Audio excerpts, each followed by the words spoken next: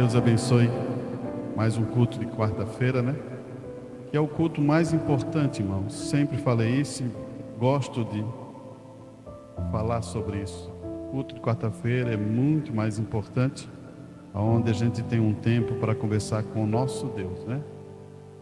Um cristão, ele deve manter suas orações, estar preocupado, né, com as orações em relação à sua vida, aos seus filhos, da sua família, e todos, né, que você ama. E é importante a gente fazer isso. E também vamos falar um pouquinho da palavra hoje. Acho que não vou ser tão alongado, mas quero falar sobre isso. Que Deus colocou isso no meu coração, né? Eu vou ler a escritura então. Está em Salmo capítulo 23. É um salmo muito conhecido, né? E as pessoas têm vezes que eu acho que ela tem uma confusão, que eu quero ver se a gente consegue resolver esse detalhezinho aqui. Você abriu? Então vamos ler. Salmo 23. A escritura diz assim: O Senhor é o meu pastor, nada me faltará. Deitar-me-á faz em verdes pastos, guia-me mansamente às águas tranquilas, refrigera a minha alma, guia-me pelas veredas da sua justiça, por amor do seu nome. Ainda que eu andasse pelo vale da sombra da morte, não temeria mal algum, porque tu está comigo, a tua vara e o teu cajado me consola. Preparaste uma mesa perante mim, na presença dos meus inimigos, ungisse-me a minha cabeça com óleo, e o meu cálice transborda. Certamente que a bondade e a misericórdia me seguirão todos os dias da minha vida. Habitarei na casa do Senhor por longos dias. Fechamos nossos olhos, né? Pai Celeste, aqui está a expressão de Davi. Quando ele se expressa no Salmo, provavelmente ele está passando por lutas, batalhas, grandes provas, onde ele não podia chegar à sua terra, mas Deus colocou esse salmista Davi a expressão do que ele sentia no seu coração, Pai. Por isso, essa noite possamos penetrar um pouquinho mais na bênção da Tua palavra e vamos sentir a mesma coisa que Davi sentiu naquele momento, Pai. É o que eu te peço em nome do Senhor Jesus Cristo. Amém e amém.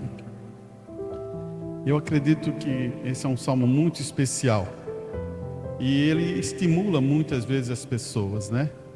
Mas antes de entrar um pouquinho no salmo, eu queria dizer uma coisa. A gente vive num tempo, irmão, que o irmão Brana usa em mensagem. Eu quero pegar algumas mensagens para ler sobre isso, que ele fala: a noiva sai num momento onde que as doutrinas da mensagem, eu gostaria que a doutrina da mensagem fosse uma só, mas existe várias interpretações da doutrina da mensagem.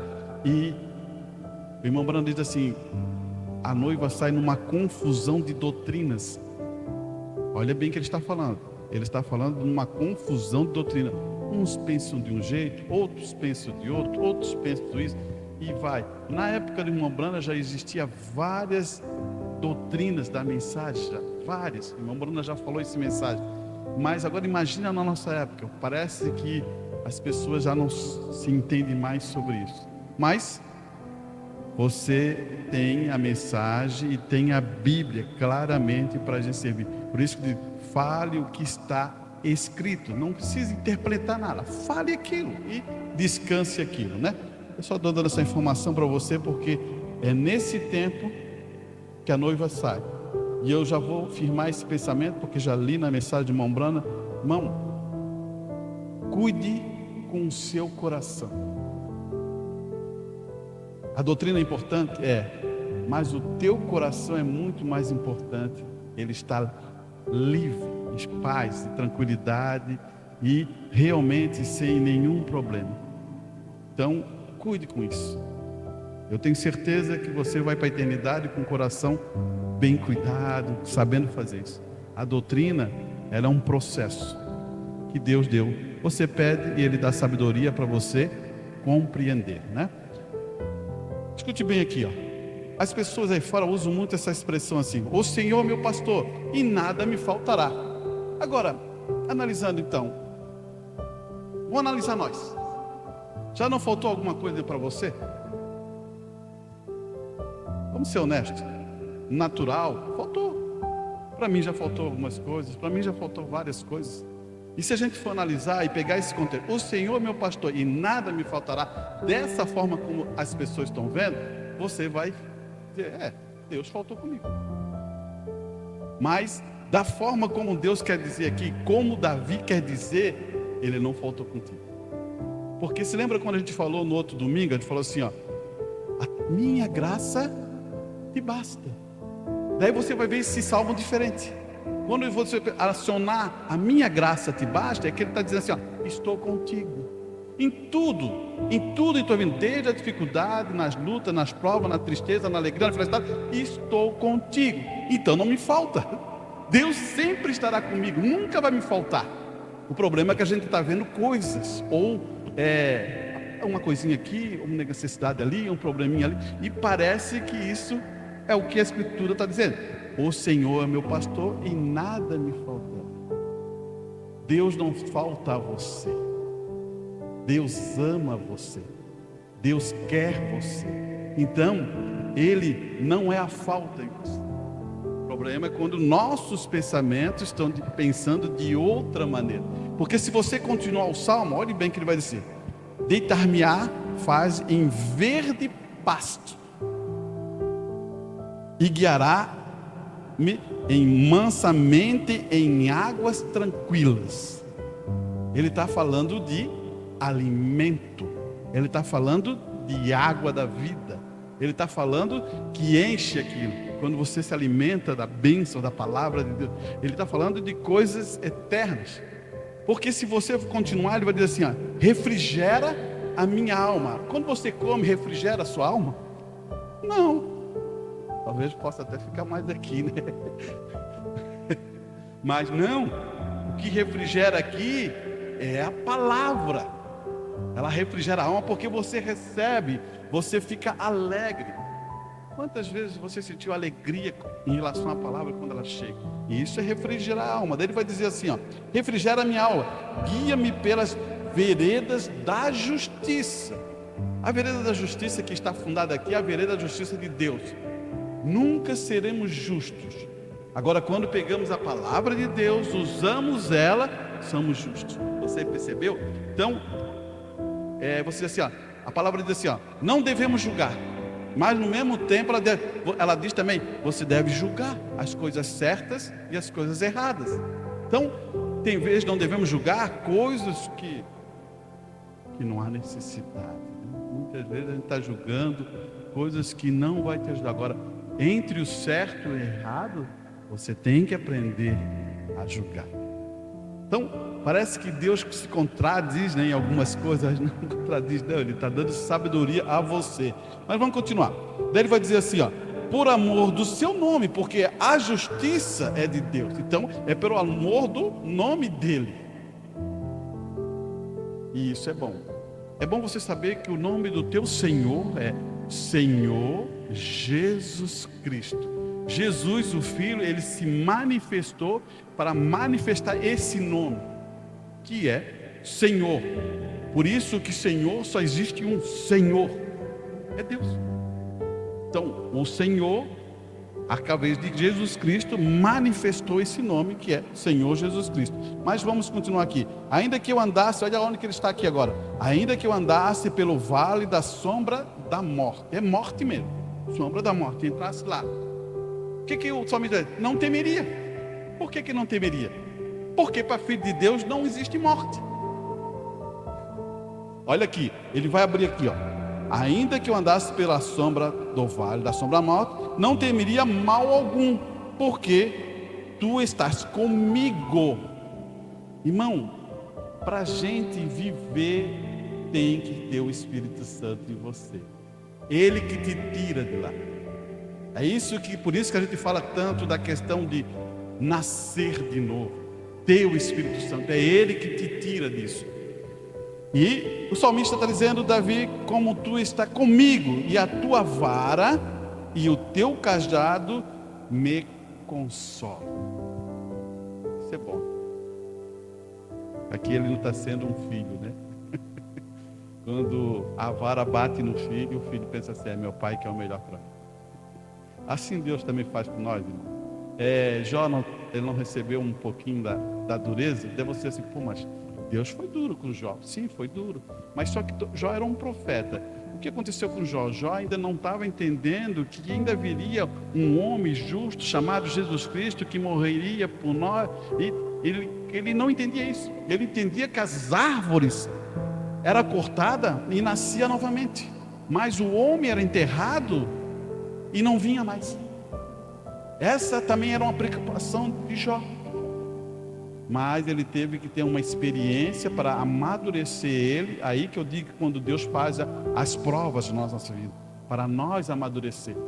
Será que João também não passou, quando de jovenzinho até ficar com os 80 anos, ele passou por uma prova para ele amadurecer até a forma de pensar, a forma de agir? É assim somos nós, irmão. Talvez quando era mais novo eu era, mas quando eu vou amadurecendo na palavra, eu vou sendo mais tranquilo, mais paciente, espero mais, tenho tempo esperando no Senhor. Então, isso é importante, porque isso é crescimento. E vou continuar aqui dizendo aqui, o que ele vai dizer. Daí ele vai falar no verso 5 uma coisa interessante. Ele diz: preparou uma mesa perante mim, na presença dos meus inimigos, unge a minha cabeça com óleo e o meu cálice transborda. Isso tem, o irmão Branham usa vários pontos. Ele usa Daniel, ele usa vários homens que na hora eles iam jogar na cova do leão, e depois o óleo desce, né? Ele sai da cova do leão, o óleo é derramado sobre ele, e os inimigos deles, que vai para onde? Vai para a boca do leão. Então, isso não é uma justiça humana, isso é Deus sobre este homem. É isso que eu quero que você aprenda. Vou dar um exemplo para você, que o irmão Branham fala.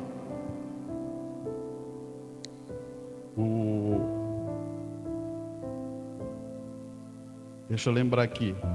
O profeta, depois de Elias, veio o Eliseu. Isso, é bom, está falhando um pouco. O Eliseu, ele era um profeta que era careca. E quando os jovens, que ele estava passando pela cidade, as pessoas, os jovenzinhos, debocharam dele. Velho careca, aquela coisa toda, foi fazendo. E daí, ele amaldiçoou as crianças. E as crianças, veio as ursas, né? E mataram essas crianças. O irmão Branham diz assim: ele não devia ter feito isso. Ele não devia ter gerado uma maldição. Mas depois também, em outra mensagem, o irmão Branham fala assim, olha só que interessante isso. Isso é bom, importante para nós como pais, né? A gente está amadurecendo, isso é bom. Ele fala assim, mas os pais dessas crianças deviam ter ensinado essas crianças a não debochar do homem de Deus. Mas o irmão Branham também numa mensagem diz assim, ele não devia ter amaldiçoado. Mas você entendeu o que está acontecendo aqui? Ele está mostrando dois quadros para a gente ter a sabedoria de entender. Ele logo percebeu que aquelas crianças debocharam do profeta porque não foram instruídas em casa. Aí que está um dos pontos. Por isso que o irmão Branham fala que vários homens de Deus, depois eles foram ungidos. Eles passaram por lutas e no mesmo tempo eles foram ungidos. Eles tiveram que dizer assim, não, realmente Deus está com esse homem. Como o Nabucodonosor não disse para Daniel? Não, vamos fazer uma estátua de Daniel, porque Deus está com esse homem. Isso é ungir. E depois ele vai continuar dizendo assim, certamente que a bondade, isso é bom. É isso que eu estou dizendo do tratamento do teu coração. Tens bondade? Mantenha ela no teu coração. Que a bondade, a misericórdia possa estar dentro do coração, que seguirão todos os dias da minha vida. O salmista diz que possa essa misericórdia, essa bondade, possa seguir todo o fim daqui, até o fim dessa, aqui que está nessa terra, na minha vida. E ele vai dizer: e habitarei na casa do Senhor por longos dias. Então, o que está colocando aqui? Você logo viu que foi para dentro do coração a coisa? Então é isso que eu sempre falo para você. Cuide com a doutrina. A doutrina é a paz, é tipo uma espinha dorsal, mas cuidamos do nosso coração também. Esse é um ponto que eu queria deixar aqui. Mas estamos falando da nada me faltará, né? Você entendeu? Quem é o teu tesouro? Não é Deus? É, porque a Escritura diz isso. Olhe bem, eu vou ler aqui a Escritura. Está em Mateus, no capítulo 6, no verso 19. Vamos ler aqui, que isso aqui é bom. Olhe bem o que ele vai dizer.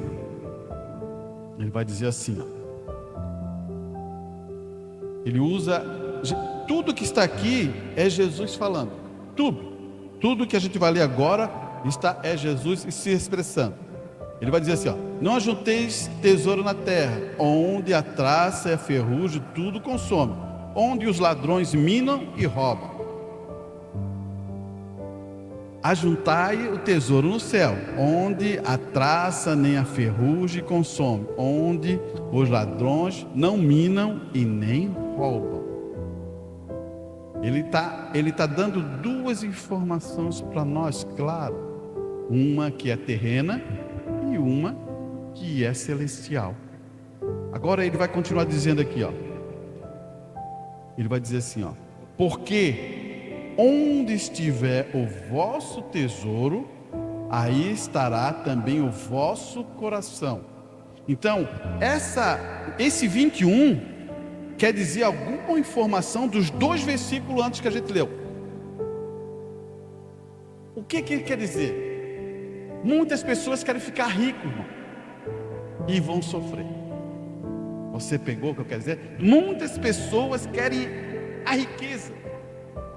Por isso que ele está falando assim, ó: porque onde estiver o vosso tesouro. Não estou dizendo que você pode trabalhar, você possa ter uma boa casa, um bom carro. Tudo isso não tem a ver com o que ele está querendo dizer aqui, ó. Porque onde estiver o vosso coração, o vosso tesouro, ali está também o vosso coração. Ele está falando de uma condição dessa pessoa. Tem gente que só pensa na riqueza, nas coisas do mundo, nas coisas daqui, e quero vencer, eu quero ser isso, eu quero ser aquilo. Você está entendendo? É isso que Jesus está falando. E nem faz nada em relação ao tesouro que ele tem, que ele pode ter no céu. Então ele está dando uma informação a nós, que você deve escolher aonde está o teu tesouro. O teu tesouro é no céu? Então você vai para o céu. Porque essa é a condição do teu coração. Tem vezes que eu falo assim para os meus irmãos, alguns irmãos falam assim: irmão, um dia quando eu partir, eu não quero olhar para nada. A minha casa, meu carro, o que tiver aqui, eu quero virar as costas e ó, não vou estar trancada com isso. Isso não me preenche meu coração. Enquanto estiver aqui, eu cuido do que eu tenho. Você entendeu? Você deve cuidar também do que você tem. Mas no momento que for, você só faz assim, ó. Não se tranque com isso. É aquela coisa que eu falei, né? Uma vez falei aqui, quando você morre, você não vai cavar ali e vai dizer: agora eu vou botar isso, botar aquilo, né? É aquela coisa. Então é nesse sentido que Jesus está falando. Ele não está querendo dizer que você não possa ter alguma coisa, você não pode. Não. Ele está querendo saber aonde está o teu coração. Daí ele vai continuar dizendo. Ele vai explicar outro ponto importante, porque ele vai falar de candeia. Ele vai falar dos olhos. Olha só, a candeia do corpo são os olhos. De sorte que, se os teus olhos forem bons, todo o teu corpo terá luz. Você já percebe isso, irmão? É como você olha as coisas. Olhe sempre pelo lado bom das coisas. Muitas vezes a gente pode ser influenciado a olhar de mal olhar, mas preste bem atenção ao que Jesus sempre vai dizer: olhe com os olhos bom. Use os teus olhos como um benefício teu, porque o que entra no teu coração sempre é pelos olhos. Por isso que tem uma expressão aí fora no mundo: o pasto do vizinho sempre é mais verde, por causa da questão dos olhos. Deus está te abençoando, Deus está guardando, mas parece que tu não dá graça. E olha lá, parece que ela é melhor. Não é assim, irmão. Depois que criaram a internet e botaram like, botaram isso, bate foto, eu estou aqui, daí vem lá, bate num carrão. Outro vai lá, bate num lugar. Mas deixa você analisar isso, você vai dizer assim: pô, então são sempre felizes, eu queria dar essa felicidade a eles, estão sempre alegres, estão sempre... Não é bem assim, não caia nessa história. Isso é a maior enganação que tem. Tem vezes que diz assim: que casa é maravilhosa, daqui a pouquinho na questão, acabou. Mas não era maravilhoso? Você deve entender isso. Isso é por isso que Deus, o que Ele trabalha com nós? Ele trabalha através da fé. Não é dos olhos humanos que Deus trabalha. Ele trabalha através do ouvir. Não é através dos olhos. O mundo e as coisas do mundo aí trabalha. Satanás usa o quê? Por isso que Jesus está nos dando um ponto chave aqui, porque ele vai dizer assim agora: se porém os teus olhos forem maus, o teu corpo será tenebroso ou escuro. E se portanto a luz que em ti há são trevas, quão grandes serão tais trevas? Você começa a entender? Eu olho de uma maneira errada, eu penso mal, então o meu corpo se tornará treva. Irmão, até para a saúde do teu corpo será treva. A gente tem que cuidar com isso. Até para a saúde do teu corpo será treva. Vamos continuar. Ele vai dizer assim, ninguém pode servir a dois senhores, porque há de odiar um e amar o outro, ou dedicar-se a um e desprezar o outro. Não podeis servir a Deus e a Mamon. De novo, Jesus veio reforçar aquele pensamento do coração. Aonde está o teu tesouro? Porque Mamon se refere ao que? A riqueza.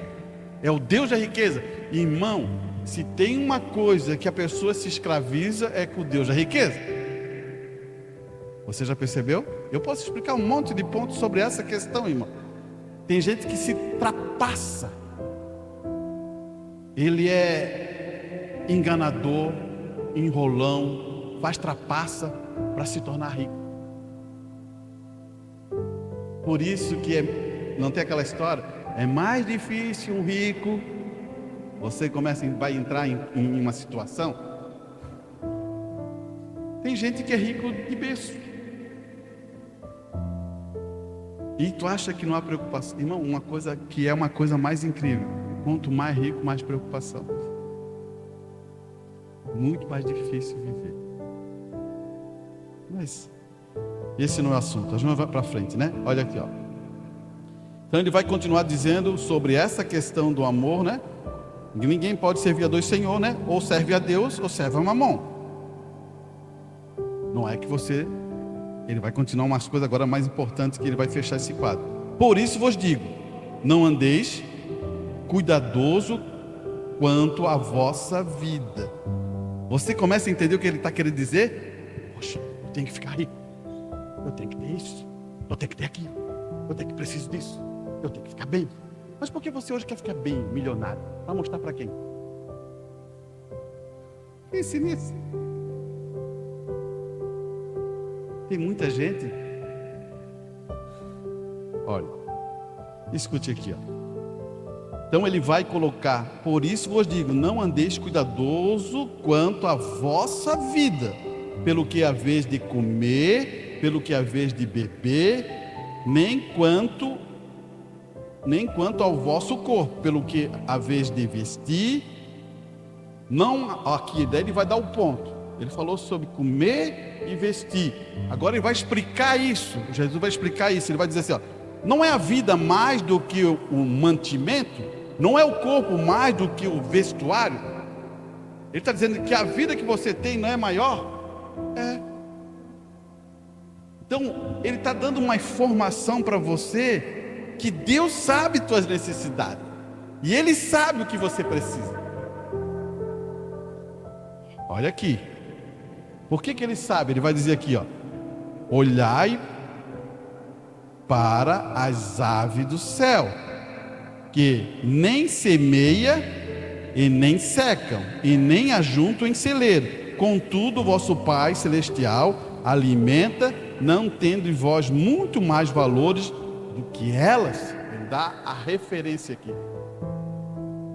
Ele criou os pássaros. Por que não mandou trabalhar? Você entende? Por que os homens agora, por que foi mandado a nós a trabalhar? Mas não era para nós trabalhar. Por causa do pecado, irmão. Botar lá. Se a gente for levar lá no Gênesis, nós não era para trabalhar. Mas, por causa do pecado, a terra não produz. A palavra de Deus falou que Ele amaldiçoou a terra, porque Ele não podia amaldiçoar Adão. Adão veio do que aconteceu. Agora, pelo suor, vai ter que trabalhar. Então, a gente deve entender os encaixes que Jesus está afirmando aqui, para já te dar essa informação. Por isso que Ele vai dar uma informação agora aqui, ó. E qual de vós poderá, com todos os seus cuidados, acrescentar um côvado à sua estatura? Ele está dando uma informação de medida. Mas, irmãos, tem gente que vou fazer isso, vou fazer aquilo, e tem vezes que não consegue, não dá certo.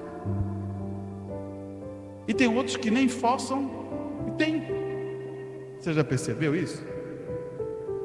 Então, continuando aqui, ó. E quanto ao vestuário, por que andais solicito ou preocupado? Ele vai dar a referência. Por que em questão de vestir estás preocupado? Olhai para os lírios do campo, como eles crescem, não trabalham e nem fiam. De novo, Jesus está dizendo: as aves do campo não trabalham, não tem celeiro para guardar, não faz nada disso, mas Deus guarda. Daí ele fala do lírio, a mesma coisa. O lírio trabalha? Não. Mas ali Deus, ele fala. E ele vai imprimir outra coisa, irmão. Olha só o que Jesus faz. Eu quero que você entenda algumas coisas da palavra. Ele fala assim, ó: Pedro, paga por mim e por ti. Mas por quê? O imposto. Joga a linha lá e tire a moeda e paga por mim. Isso uma vez eu já falei há muito tempo aqui, mas era um assunto que eu queria falar sobre finanças, mas tudo bem. Irmão, tem uma coisa que é importante, é na quietude, é na tranquilidade e na confiança de Deus que Ele supre você. Muitas pessoas que correm, não conseguem, porque elas estão correndo, mas se você deixar Deus fazer isso por você, é outra coisa. Talvez você diga assim: o Aranjo está ficando doido. Pense nisso, porque eu gostaria que você pensasse nisso. Sabe por quê? Deus é Ele que supre as coisas. Ele supre a sua vida, Ele supre a sua saúde, Ele abençoa o teu lar, Ele cuida da tua família, Ele cuida do teu filho, Ele cuida da tua filha, Ele guarda isso, Ele protege isso. Sabia disso, irmão? Não é um por acaso. Se você pensa que isso é por acaso, você deve pensar melhor sobre isso. Daí a gente vai ver coisas que a gente não acredita, mas está ali dentro da palavra firmada. E ele vai levar isso um pouquinho mais para frente. Eu gosto dessa parte muito quando Jesus está falando. Olha só o que ele vai dizer. Ele falou do lírio, e agora? Eu vos digo, no 29, eu vos digo que nem mesmo Salomão, em toda a sua glória, se vestiu qualquer deles. Sabe por que ele está falando isso? Olha bem, o lírio está aqui. O lírio nasce no lodo. Ele tem que vir. ele vai sugando as coisas que estão naquela terra, naquele lodo, ele vai crescendo. Mas quando ele vence o lodo e passa a água, ele chega, ele abre aquela flor do lírio. O que acontece? A primeira coisa, vem a abelha procurar dentro daquele lírio se ele tem mel. E ela chega ali, esse lírio tem mel. Já pensasse se o lírio abre e não tem nada? Poxa, que lírio é esse, né? O que Jesus está falando aqui? Ele está falando que Salomão nem podia estar assim, podia se vestir tanto, mas o lírio era muito mais, porque ele transbordava o perfume e ainda dava mel. Quem é que vai vestir desse jeito? Só o lírio dos vales, Jesus Cristo. Você entende? Ele chegou aqui, morreu por nós e transmitiu o bom perfume. Esse é o ponto que está nessa estrutura aqui que está falando. Ele está querendo transmitir, porque não adianta eu me vestir todo assim, passar um perfuminho, mas não produzir o mel. Que a abelha vai lá, tira a sua poção. Você entendeu o que está aqui? Que Jesus está falando? Ele vai continuar dizendo assim, ó. Pois se Deus assim feito a erva do campo, que hoje existe e amanhã é lançada no forno, não vos vestirá muito mais a vós? Daí ele vai firmar o pensamento, irmão. Homem de pouca fé. Você está entendendo aonde que Deus está chegando aqui? Ele está dizendo assim, ó, confia em mim. O que você acha de Abraão? Confiou em quem? Nele? Confiou em Deus. Ele saiu da tua parentela, ele foi para uma... e saiu, nem sabia qual era essa cidade, onde que ia ser. Ele sai, e ele foi. Aqui está, irmão. Isso só tem a ver com o Filho de Deus. Eu não estou dizendo que você vai sair da sua casa e ir para outro lugar, não, é isso que eu estou dizendo. Mas é a confiança que nós temos em Deus. Isso só tem em Filho de Deus. Escute aqui. Ele vai continuar dizendo aqui, ó. Não andeis por inquietos, dizendo que comeremos, o que beberemos, ou com que vou vestirmos.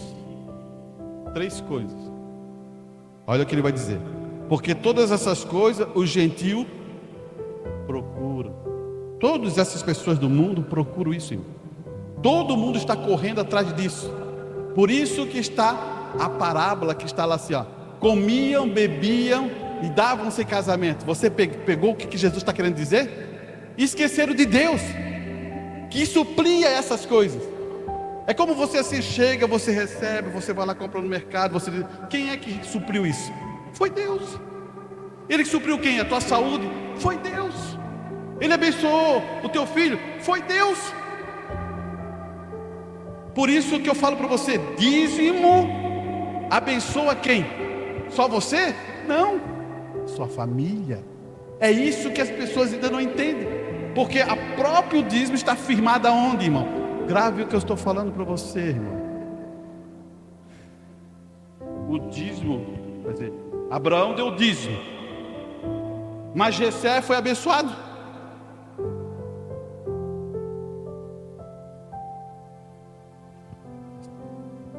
Eles só olham uma questão, eles não conseguem viver que Deus guarda, Deus protege, Deus abençoa, por causa do Filho de Deus que está ali, naquele lar. Daí eu poderia dizer assim, jovem, posso dizer assim, ó, você é abençoado porque teu pai é um filho de Deus. Pode, isso é verdade, é a pura verdade. Abraão não abençoou Ló? Não prosperou Ló? Pensa nisso, irmão. Vamos continuar aqui, ó, só para finalizar esse pedacinho. Aqui ele fala assim, porque todas estas coisas os gentios procuram, pois o vosso Pai Celestial bem sabe que necessitais de todas essas coisas. Ele sabe que você precisa comer, Ele sabe que você precisa vestir, Ele sabe que você precisa sair. Ele só quer que você não entre nesse ritmo cruel do mundo. Não sei se você consegue entender o que eu estou falando. Talvez eu quero falar, não entre nesse aceleramento, esquecendo de Deus. Tudo você pode fazer, você vai ter que trabalhar, claro, você vai ter que suar, porque existe condição, você vai, mas Ele não quer, Deus não quer que você entre nesse ritmo do mundo, que abandone as coisas de Deus para querer ficar rico, né? Isso não pode. Olha aqui, ele vai dizer assim: mas buscai primeiro o reino de Deus e a sua justiça. Daí ele vai dizer: todas, não é uma só coisa, não é, está dizendo todas estas coisas vos serão acrescentadas. Qual as coisas, irmã? O comer, o beber, o vestir, tudo será acrescentado. Porque você primeiro buscou o quê? O reino de Deus. E agora Deus está obrigado com você, porque Ele diz que supriria, porque Ele é o que supre. Não vos aquieteis, pois pelo dia da manhã. Agora ele está explicando uma coisa importante para nós, mas isso aqui gera ansiedade. A gente tem que ter essa sabedoria aqui, ó. Não vos inquieteis, pois pelo dia do amanhã, porque o dia do amanhã cuidará de si mesmo. Basta cada dia o seu mal. Você entende isso? Em vez que vou dar um exemplo aqui, vou usar o irmão Rosiclei, mas é isso. Não deu o dia do mal, machucou, foi aquele dia. Olha só o que está acontecendo aqui. Aconteceu. Deus não podia livrar? Podia, mas aconteceu mal. Era Deus que queria isso? Não era Deus. Você começa a entender? Mas aquele dia passou. Agora, se Rosiclei ficasse naquele dia ali mal, e agora Deus não me cuidou, Deus não me ajudou, Deus não sei o quê, aquele foi o dia. Agora ele tem que ir para frente. Obrigado, Deus, me guardou, me ajudou e prosseguiu. Cada dia tem dia que não tem mal. É isso que eu quero ver. Já pensasse, olha lá, Daniel, quando foi preso, ele era um príncipe e foi levado para a Babilônia. Foi o dia mau, ele passou um bom tempo. Sadraque, Mesaque, José do Egito, dias mais. O que acontece? Mas já pensasse, eles abandonaram Deus? Não abandonaram Deus. É isso que eu quero que você fique, porque Jesus, ele veio, explicou que ele vai suprir você, mas ele não vai abandonar você. Por isso que a gente leu a Escritura, né? Que nos considera que a condição que fala, né? Ó, tá ali: o Senhor é o meu pastor e nada me faltará, porque é Ele que não falta.